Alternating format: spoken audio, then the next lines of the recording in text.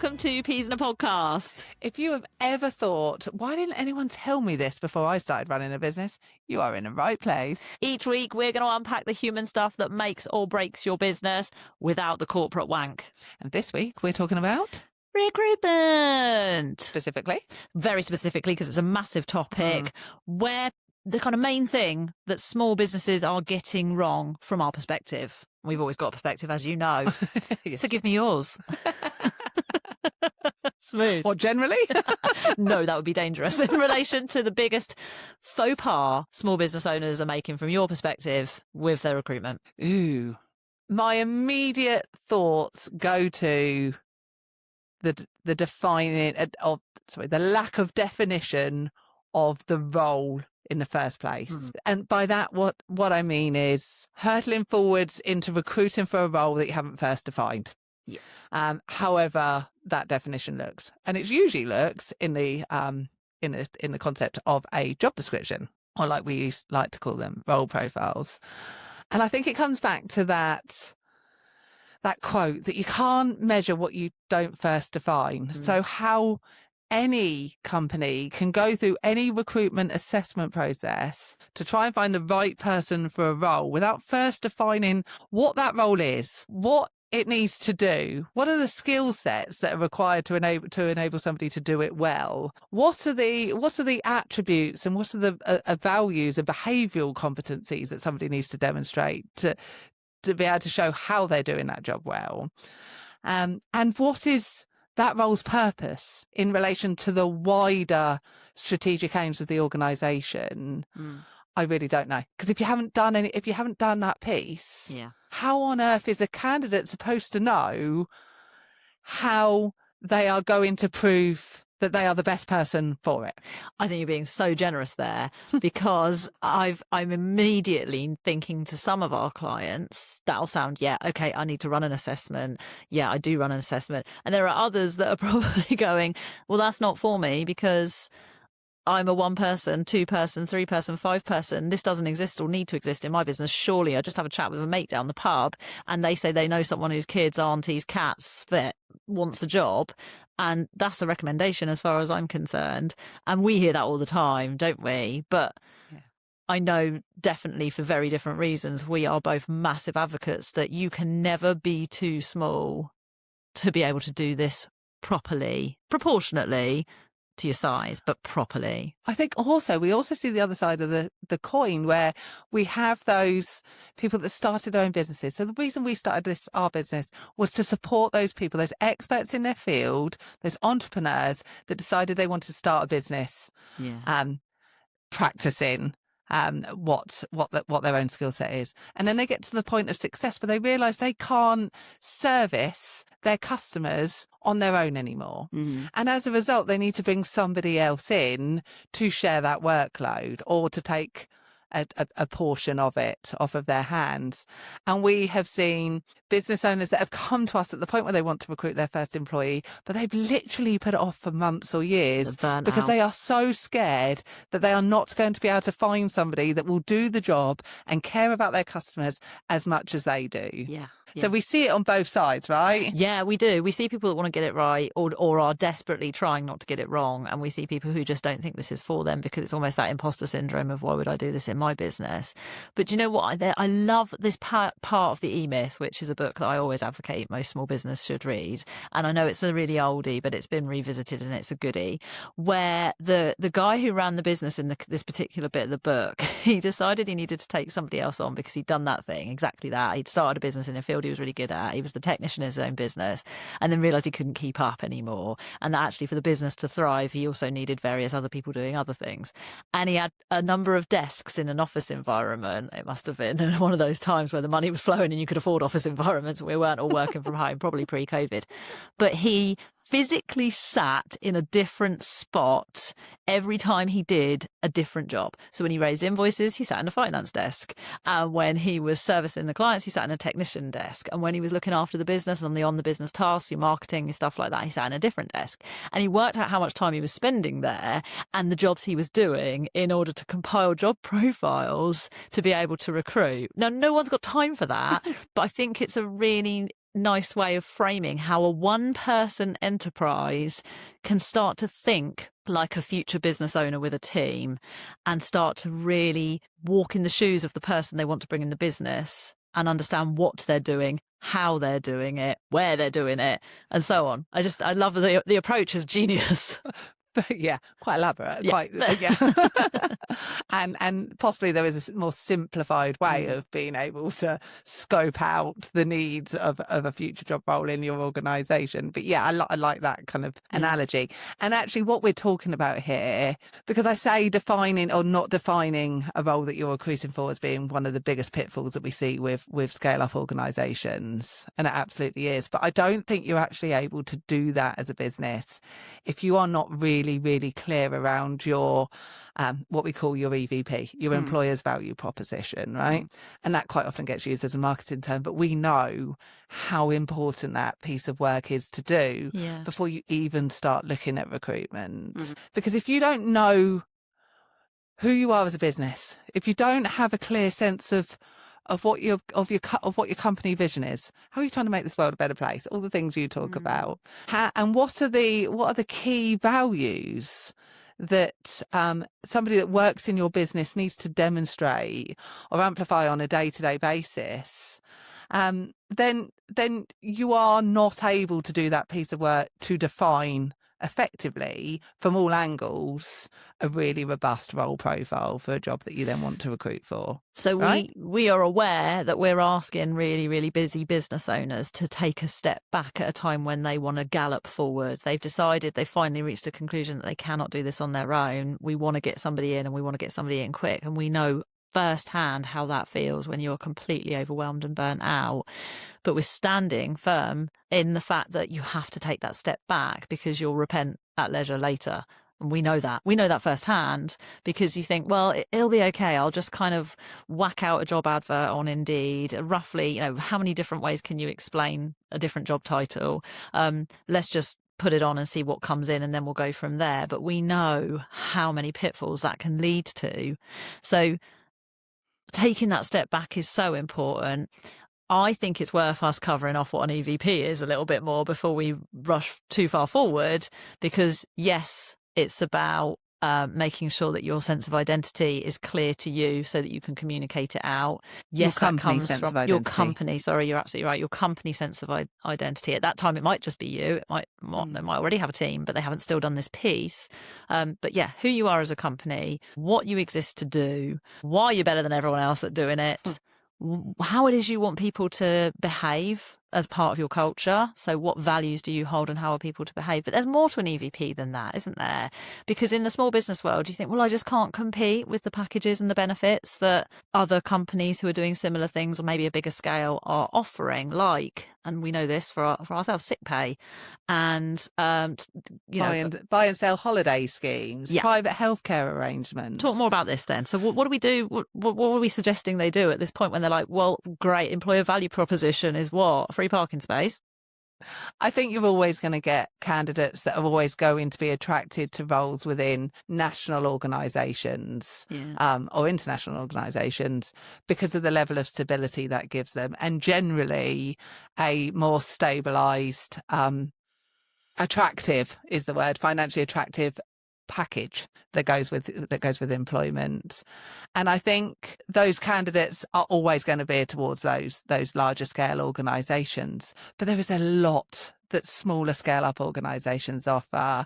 There's a lot of informal practices, a lot of those little things, because the one thing we teach, isn't it, that it's that when you're looking at a reward and recognition package, or you're looking at what benefits you can offer to really entice good talent to be attracted to the roles that you're offering, it's not just about those big grand kind of benefits. It's about Hot Food Friday. It's about being allowed to have a duvet day.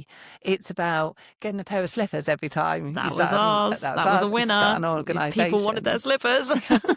It's about a much more close-knit community feel.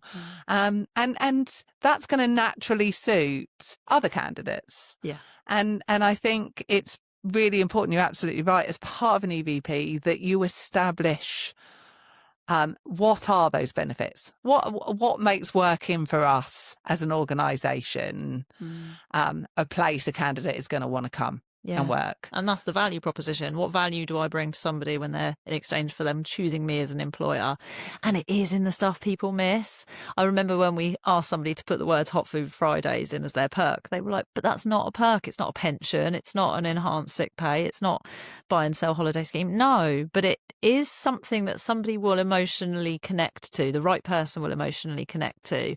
We put that advert out with the slippers on, saying you get to choose your own pair of slippers in the office, and that was the thing people talked about when they had their pre-screening calls with us, because it was that feeling of being cared about, not just a big number in a huge corporate machine. I'm not sure it was just that, though. I think our first advert, the first line on any of the adverts we've ever put out starts with something about wanting to attract candidates that understand that there's more to there's more to living than just work.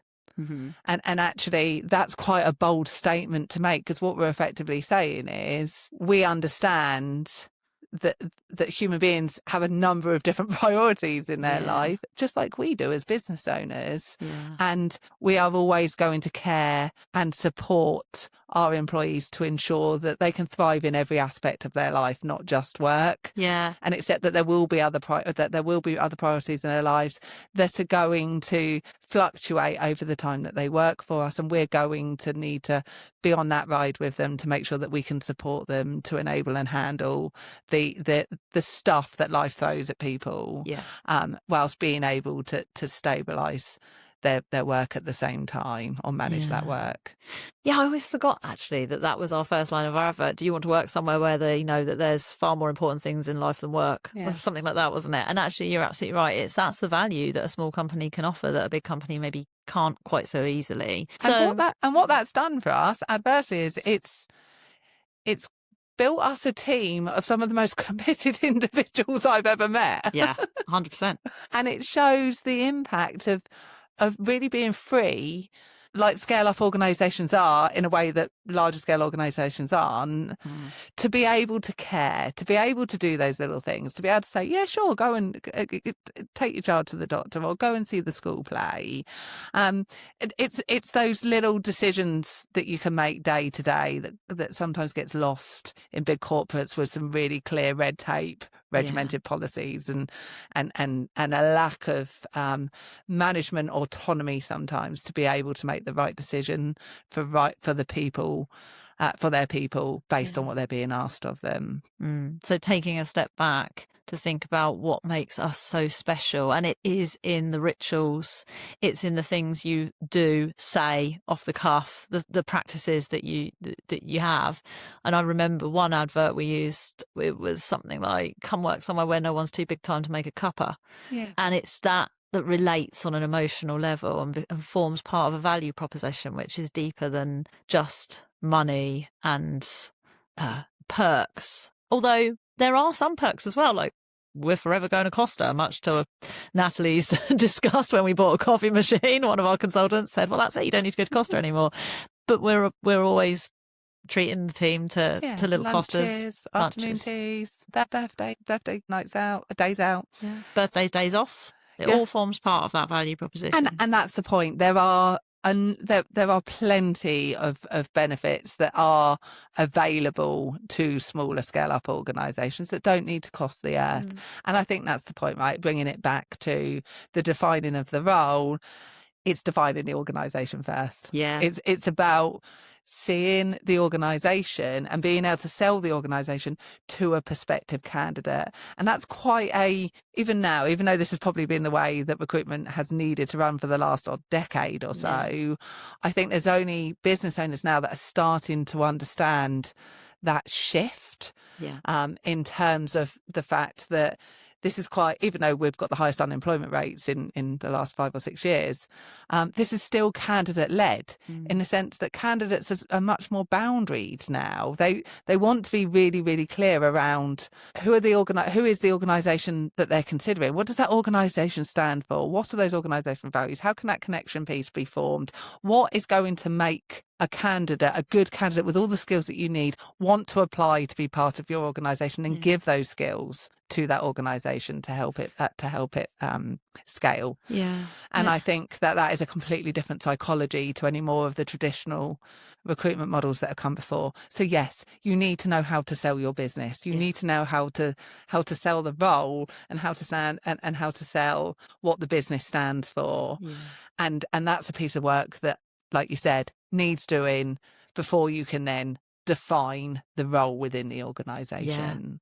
And there's a real benefit to doing it before you need to, for the exact reason we've covered already, because by the time you want to recruit, to my mind, it's already probably quite late and reactive because of all the reasons we said, and the worry and fear around bringing someone else into your business. But actually, if you've, as a business owner, have taken the time to do that from day one, really, because it's not just for your employees. We know it's part of your wider messaging and part of who you choose to work with and who you choose not to work with, if you're in that lovely position where you can decide that you don't want to work with specific people because of their values and how they don't quite correlate to your own. But it's really important, isn't it? I think we always have that thing where when business owners don't do this piece of work and then they recruit somebody, like you said, they're down the pub and they've got chatting to somebody, and before you know it, they've recruited their best friends, husbands, wives, dog sitter to do some admin, and then we get the phone call 5 months down the line. They're doing a job, they're just not doing it the way I need them to do it. And again, without harping on about it too much, the definition of the role that stage is so important, because it's not just defining the skills, it's not just defining the day-to-day responsibilities, it's about defining what are those behavioural competencies. How do we do things around here? When a business owner can answer that question, how do we do things around here, and turn them into a set of values with underpinning expected behaviours, then it makes it much easier to have conversations when somebody is perhaps not doing the job the way a business leader needs them to do it. Yeah, and it's why we wang on. So I know I do it a lot because I'm a real perfectionist with role profiles or job descriptions, because a role description is not a job advert. They're two completely different things. And if we're talking about the biggest mistakes, yes, not scoping out what the organisation has to offer, what they're all about, and then being able to articulate in the way that somebody emotionally buys into their company, a massive one for sure, closely followed by then not doing that same piece of work for the role itself, but then not documenting it and not actually putting it anywhere where people can look at it and there's a shared understanding created. So oftentimes we'll say, well, yeah, I know what I need. We'll hear that. I know what I need.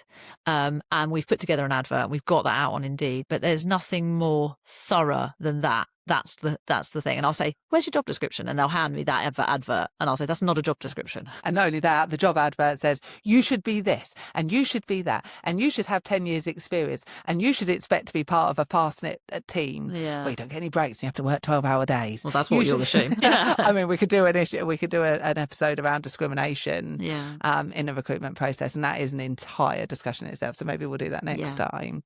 But the advert is about, you should be this, you should be that. This is how we work. This is what we do. Yeah, no facts. That's great. What's in it for me? And that's the problem, right? These generations that are coming in are asking that question first and foremost. Yeah, and I don't blame them.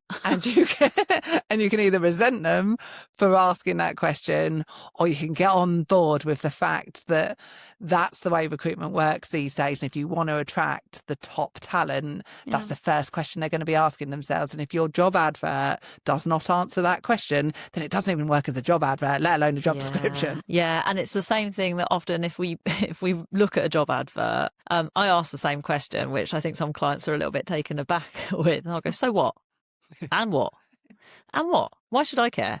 And if you can't look at an advert and answer that question in your own business because you have done, it reads like a shopping list for the perfect candidate, you're not going to get anyone. And whenever I hear I'm really struggling to recruit, I literally cannot wait to see the job advert and the job description. It's my favourite thing because I know without even having to look at it, it's going to read like a shopping list. It's put somewhere really obscure. It doesn't sound any different to anyone else. There's nothing creative. There's nothing about the business that makes me emotionally buy in. It's just the most missable piece of copy in a sea of other missable copy.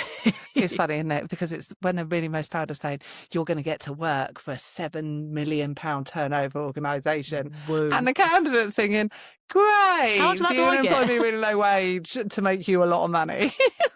So that's a selling tool for the job. Yeah. And it's funny, isn't it? Because when we're talking about the job description that follows on from that advert, we're talking about it as though it's really obvious. But again, we see a lot of bad practice and it all falls part of that, not scoping the role properly. Big fundamental error that is the biggest thing we're saying we're seeing, where the job description doesn't start with an overview of the company and what the company stands for and what it's all about. And as part of that, where the role fits into that. Yeah. And what's the purposes? We harp on about the NASA thing all the time, right? So you tell the story better. So for anyone that hasn't heard it, this is when JFK toured the Space Center, and he went in and asked the janitor, walked up to the janitor and said, "Hey, what do you do here?" And he said, "I'm here to put a man on the moon." Because he understood that sense of purpose, right? It didn't matter what the roles were in the organisation, they were all working towards that same mission. Yeah. And you're right, that first paragraph in any role profile or job description, whatever you call it, has to be really, really clear around what the company is trying to achieve and what part that role that you're recruiting for plays in helping achieve that mission. Because it's that connection piece. It's helping people understand the difference they're going to make. The role that they play and in terms of achieving those overall aims. It comes back down to the same adage, and it's a Simon Sinek. It start with why. Everything starts with why. Your job description starts with why. Why do this job? Why does it matter? Why does what we do matter? Why is it important that you play this role within it? And then for me, it flows really simply from why to what. What is it we want you to do? That's where you get the stuff that they've probably already started thinking about. So that's when we want you to take the bins out. We want you to answer the phones. We want you to provide a service. What we tend to then see is a list of tasks when we're talking about what. And actually, I want what and how.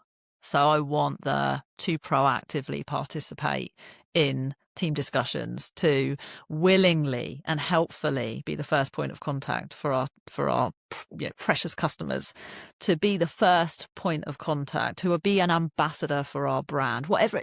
How do you want it done? It's all very well giving them a job list, but you can answer the phone like this. What? It's those behavioural traits, isn't it? And it comes back to what I said before. It's how do we get this? How do we get the job done? What's important to us? That again links back to those underpinning values of the organisation. And they're missing a trick if they don't put that time in. And then similarly, I think that people get nervous about attributes and personality traits, and that's valid, right? From all the stuff you teach us around potentially falling into discrimination pitfalls that we're not going to cover today. I actually think people don't get nervous. I actually think people should be more nervous than what they actually are. Because this is one of the areas of risk, legal risk, in terms of potential bias or discrimination, right? It's when you are weighing too heavily actually on personality types or traits. And again, I get it. Like, you want somebody to be ambitious, you want somebody to be dominant, you want somebody to be confident. The problem is they are all very masculine traits.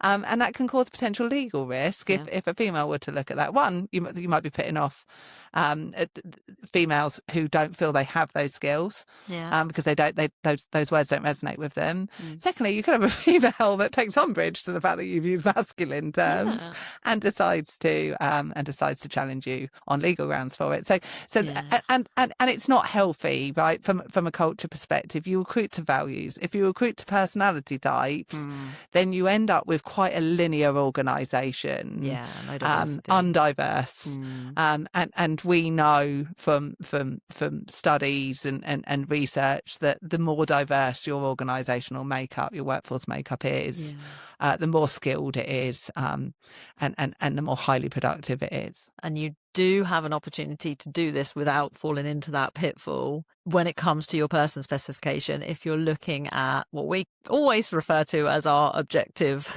observed behaviours, as opposed to naming traits, you can name a desirable attribute without inadvertently falling into that pitfall if it aligns really clearly to your values. I also think it's worth saying here that you're still better to draft out what you want and run it through a gender decoder. There's loads of them available online, various decoders for job descriptions where you can upload for free and see what your job description is actually asking for. And it's a really interesting activity. And we've done that for a few of our client organisations where they've realised that there's a trend in just attractive female people, and you get some industries that are dominated by one particular gender. But I found that really interesting because actually what we were inadvertently doing was leaning really hard into that with some of the words in the job description because they were really feminine that we were using, and actually so you can be really clued up and still have bias, and again it's a whole separate conversation, but we're not trying to get rid of bias. We need it to survive for reasons I won't go into now, but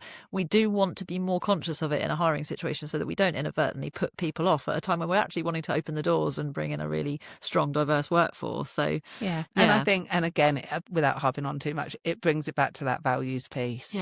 Define your values, define what's important to you in terms of those values and those underpinning behaviours.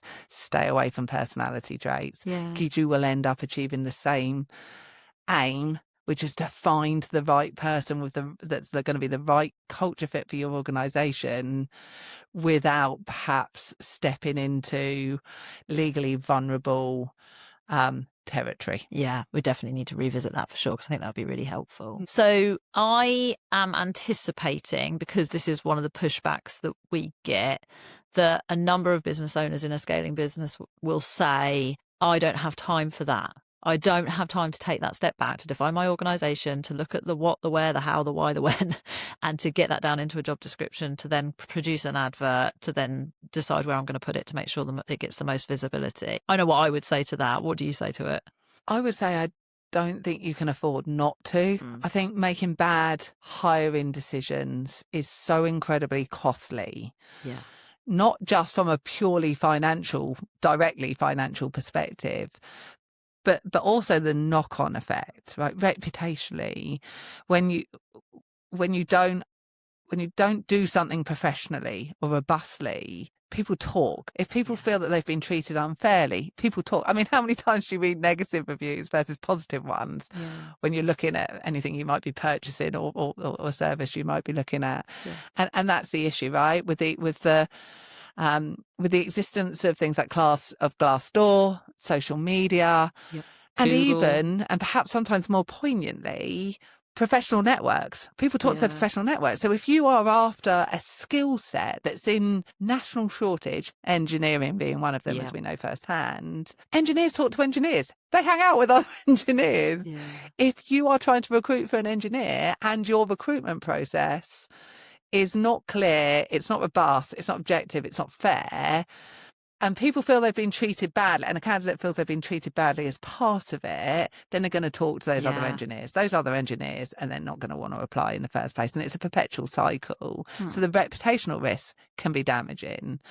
And legally as well, we've talked a little bit about when an organisation can come unstuck by not following the legal principles involved in a recruitment process. And like I said, we'll do this on another podcast.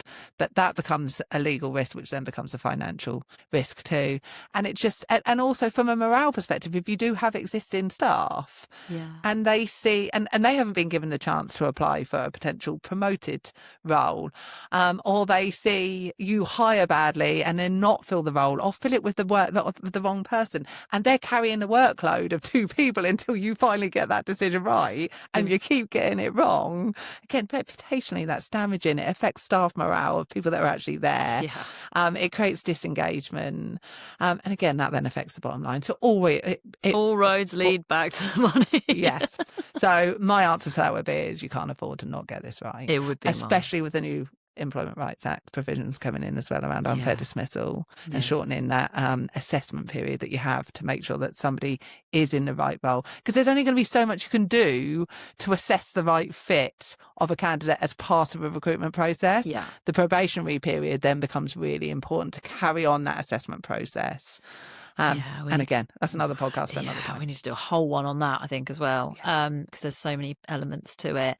I would completely agree with you, and I would add that there are only a finite number of businesses, even in our digital age, where you are not going to grow without people. Oh gosh, yes. So you are putting off the inevitable by not doing this piece of scoping work properly now, because you can get it wrong and you might get it wrong again and you might get it wrong again. How many times are you going to take? It's the definition of madness, right? Doing the same thing over and over again and expecting a different result.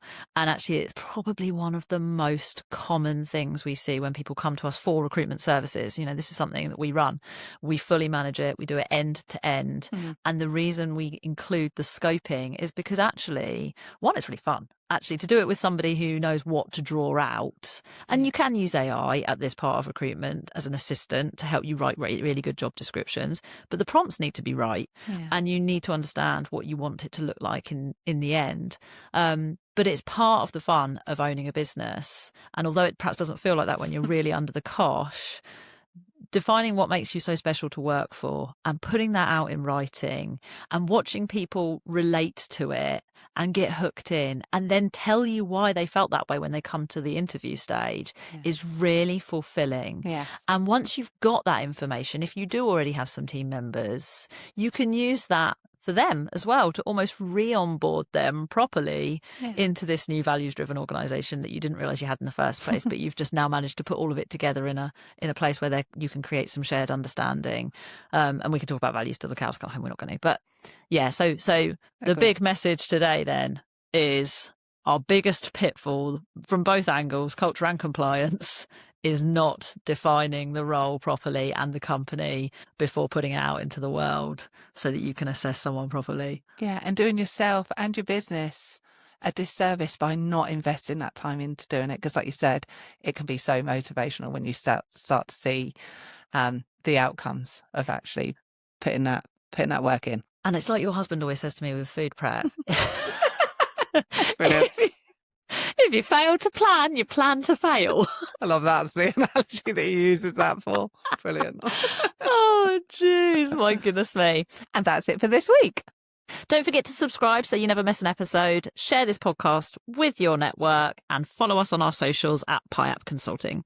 Join us next time. And until then, remember, people problems don't fix themselves. And healthy cultures never happen by accident.